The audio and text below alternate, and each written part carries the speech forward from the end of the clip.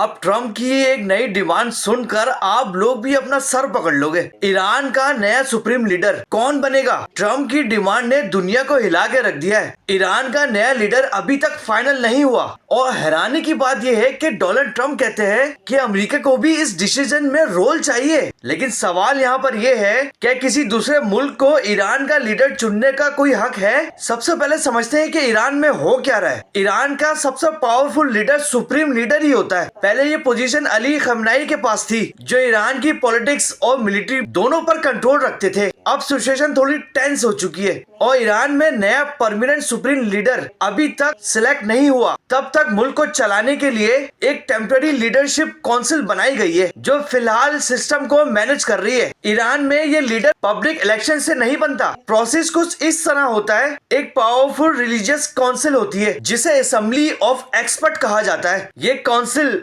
Possible candidates को check करती है, फिर उनमें से एक को सुप्रीम लीडर अपॉइंट कर लिया जाता है। इस प्रोसेस के अंदर नॉर्मली किसी फॉरेन कंट्री का कोई रोल नहीं होता। लेकिन यहाँ पर सबसे कंट्रोवर्शियल बात ये आई कि डोनाल्ड ट्रम्प ने कह दिया कि अमेरिका को ईरान के नए लीडर सिलेक्शन में इन्वॉल्व होना चाहिए। ट्रम्प का कहना है कि ईरान में ऐसा लीडर आना चाहिए जो वेस्ट और अमेरिका के साथ कॉन्फ्लिक्ट कम करे। उन्होंने खास तौर पे ये भी कहा कि ये जो मुस्तफा खamenei, जो अली खamenei के बेटे हैं, उनको लीडर बनाना एक्सेप्टेबल नहीं है। ईरान ने तो ट्रम्प की इस स्टेटमेंट को रिजेक्ट कर दिया। ईरान के ऑफिशियल्स का कहना है कि ईरान का लीडर सिर्फ ईरान का सिस्टम और ईरानियन इंस्टीट्यूशन ही डिसाइड करेंगे। किसी भी दूसरे मुल्क को इसके अंदर इंटरफेयर करने का हक नहीं है। इसी वजह से मिडिल ईस्ट में टेंशन और पॉलिटिकल बहस ज्यादा छिड़ गई है। अब दुनिया की नजरें इसी बात पर हैं कि ईरान का नया सुप्रीम लीडर कौन बनेगा। क्या सिस्टम में कोई चेंज हो सकता है या फिर ईरान और वेस्ट के रिलेशन और भी ज्यादा टेंस हो जाएंगे? अगर हार्डलैंड लीडर आ गया